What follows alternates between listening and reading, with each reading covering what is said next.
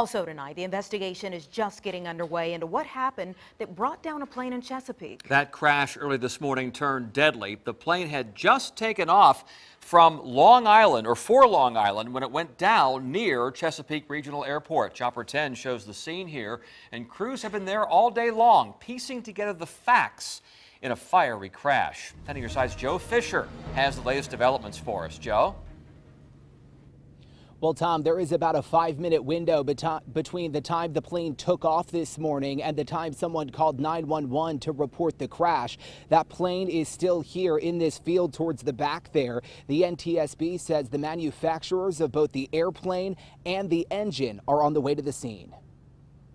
We're not just here to figure out what happened, but why it happened to prevent similar accidents from happening again in the future. The NTSB says they'll examine all components of this single-engine aircraft from this field in Chesapeake over the next 2 days.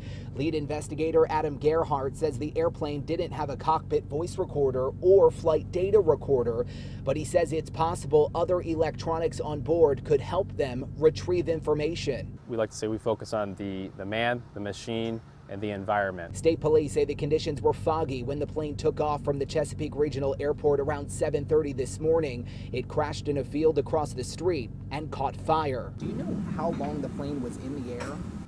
I don't know yet, but what we will look at are FAA radar records and their data to determine if this airplane was picked up.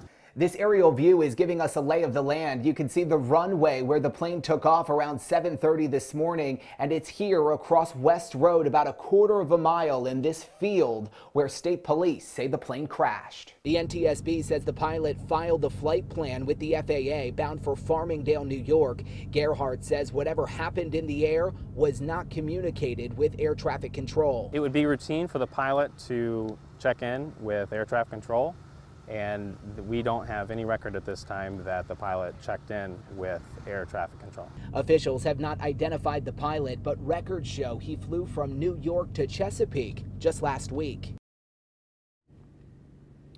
And the NTSB will release a preliminary report in the next 10 days, but it could be a year or more before we know the cause of today's crash.